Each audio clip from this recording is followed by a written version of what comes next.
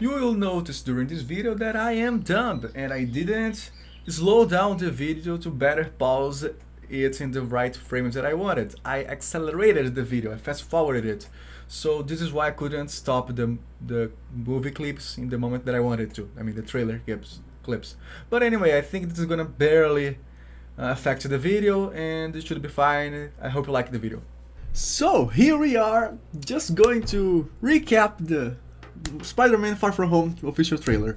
I'm hyped because I didn't expect to be hyped after Endgame. I mean, how could someone top Endgame? And I don't think this movie is gonna top Endgame, but it's just so exciting to see something new happening on the MCU right after Ultimato is the title for my country's version of the movie. How could something change so much after Endgame? And this is it. So I'm not gonna play the audio to avoid the copyright strike because apparently this is a thing on YouTube these days. I'm just gonna roll the scenes with the mouse here, and this is gonna be it.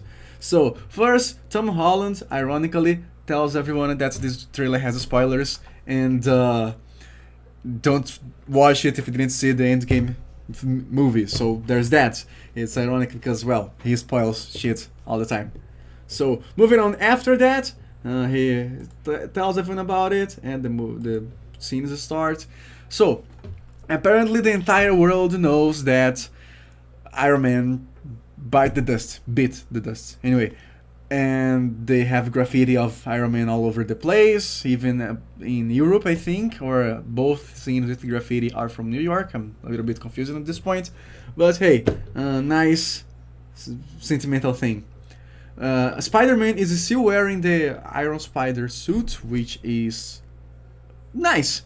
I thought he would dump that thing for some reason because we knew before that he would have a stealth suit on this movie, but it's good to see him wearing the latest technology. The how do I say that? The bleeding edge technology. And he talks to this guy. I forgot the name of the character. I know he was the director of one of the movies, maybe more of one than. Anyway, well, he's talking to this guy about Tony and how Tony trusted Peter, and he did what he did because he knew that Peter would be around to do things right. And we have this cool scene in which Spider-Man stops a robbery. He manages to, I mean, he doesn't manage, he can do this easily, but he does use the Iron Spider arms to combat, which is completely awesome. And at the end of this part of the trailer, he even jokes to the police officers. Now this is good because we didn't see so far too much of Spider-Man's wisecracking happening on the previous movies. I mean, I don't remember seeing it. He probably did it, but nothing very out there. I think this is a nice breaker to this action part. I really laughed at what he said. And he just tells the police officers that he's gonna be out, which is not very good for his secret identity, but oh well, this is gonna be mentioned after. Now, in this scene, they refuse to answer Nick Fury's calls. Both of them don't want to answer the phone, so they just hang up on Fury. This isn't so interesting. Now, this is his friend talking about his first love because apparently Peter found out that he likes this MJ who isn't Mary Jane. I forgot her name. It's I completely forgot her name. Oh well, screw it. And Nick Fury appears to tell him that it sucked to be so hard to find Peter. And then comes the plot twist of the trailer. The classically villainous Mysterio is not a villain at this point. He is a guy from, spoilers or not because it's on the trailer, another dimension. And this is interesting because this is very similar to the Ultimate Universe Mysterio. That's actually the Ultimate Universe that didn't have any Mysterio on it, any guy called Mysterio.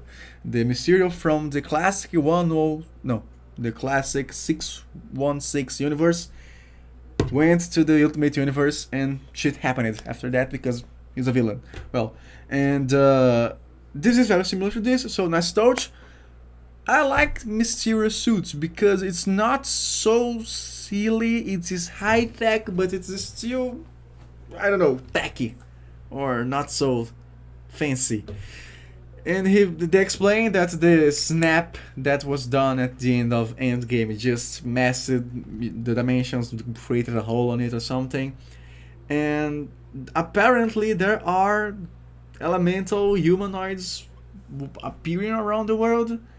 I don't know what those things should be. Probably they are from the comics and I'm just unaware.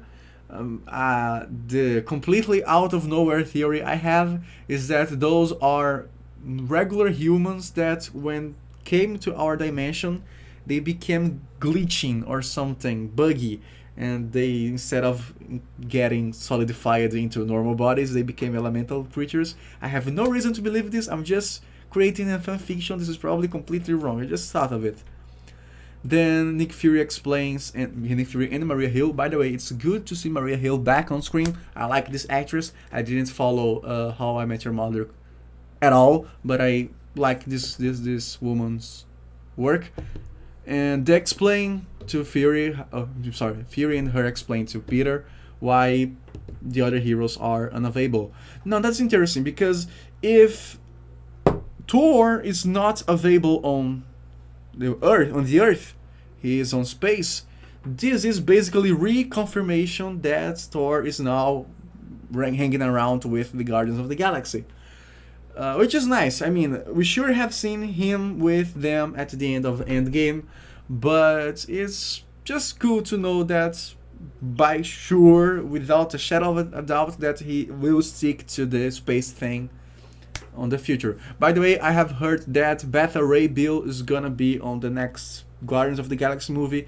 This makes me a little nervous because Beta Ray Bill has his hammer of his own on the comics after he takes Thor's hammer and gives it back, so I'm afraid Thor just gives up on his hammer. I really hope they can go back to the Dying Star to make a new one. Let's see how this is gonna be out. But back to the trailer. This summer, blah blah blah, we see yet another elemental thing happening. Again, one of the giant monsters. Fire elemental there. I'm gonna skip over this. Oh, here. This is a. Let's just.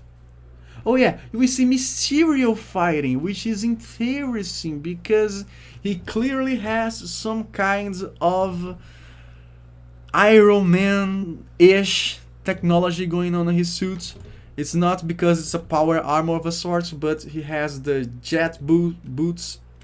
He has the beams coming out of his hands, but the energy is different. Oh, in this scene, Peter tells Mysterio or Beck that he just wants to hang around the girl he likes because now he found out he likes her, and tell her that he likes her until she basically figures out he is a Spider-Man because basic deductions. Apparently, Peter Parker is not the brightest guy around in this universe. He's extremely smart. He made the web shooters and all, but he lacks some kind of notion of basic, I don't know, common sense in this universe. Yeah, it's fun, at least. So she tells him that it was pretty obvious that he's Spider-Man, he denies it. But there, giant guy, Mysterio flying like Iron Man. He has this smoke thing going on when he fires his blasts. Like a green fire, smokish thing. Oh, come on, internet. See, it's pretty, I like it, but I really want to know the details of this scientific fictional or fictional scientifically whatever gizmo he has going on. Buzz exploding, people running, serious talk, again the blasts. I love Mysterio's look and overall aesthetic in this movie because Mysterio is a silly villain, but some of his, I can't pause it in the right moment, come on, there, Mysterio has this mystical technological thing going on which I always enjoy. Oh frick, the the piece I want to show you. Later on, if my internet helps, oh, there you go. We see Peter doing this thing with his, I don't know, savage Iron Man thing. Man, my internet is screwing me. Let me just lower the resolution, see if it helps. Let's put on a constant. Oh, so there. Damn, it's 5 seconds too much. He's jumping around, people are running. Okay, I have seen it. Okay, damn it, I stopped it before.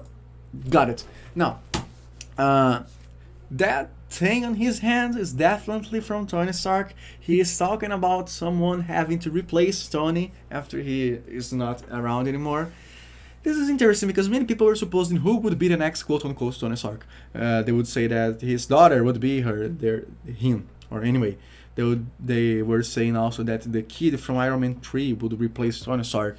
Some people even mentioned it Amadeus Cho for some reason, but Amadeus Cho is more related to Bruce Banner than Tony, as far as I know. So this is a good take on the thing. Remember that on the comics, Peter Parker has this Parker Industries or something similar, Park Inc., whatever. So this might be the beginning of this idea coming from Peter.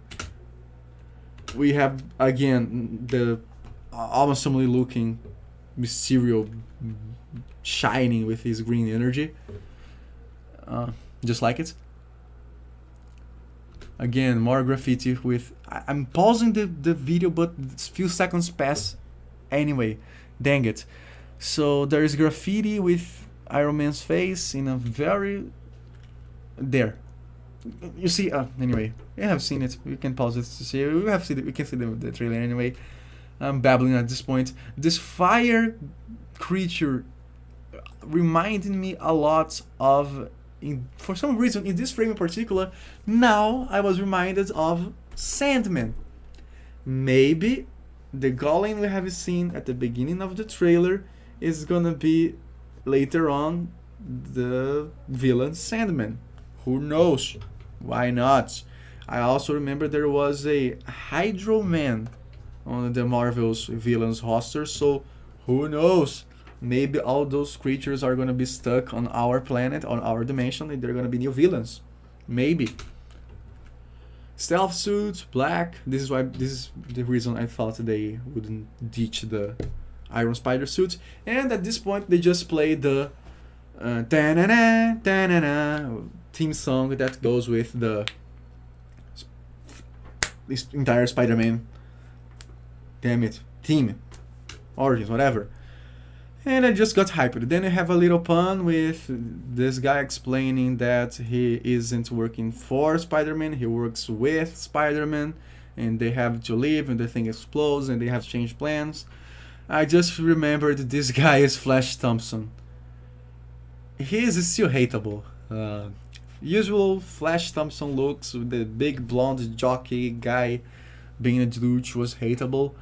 But this actor is also awesomely hateable with his looks. He isn't the kind of douche that has a reason to be douche. He's a douche for being douche. I mean, I'm not saying that jockeys have reasons to be douche, but you can understand why he's so douchey. But this one doesn't. This one's in this movie. He is just douche for free. And, well, I think that's it. Probably this blonde girl is Gwen Stacy? I cannot say for sure. I mean, what's her name? The name of this actress? It's Zendaya. Zendaya. I'm not sure about the pronunciation. She is the replacement for Mary Jane, which I'm totally fine with. I mean, it worked. This girl is definitely a good replacement. And she might be this blonde one, Gwen Stacy, or a replacement for Gwen Stacy. Whatever, I'm down for it. Well, this is gonna be all for this trailer improvised breakdown. I wanted to use my hype to improve the energy of the video. Thanks for watching and see you all in any other thing I put up. Bye bye.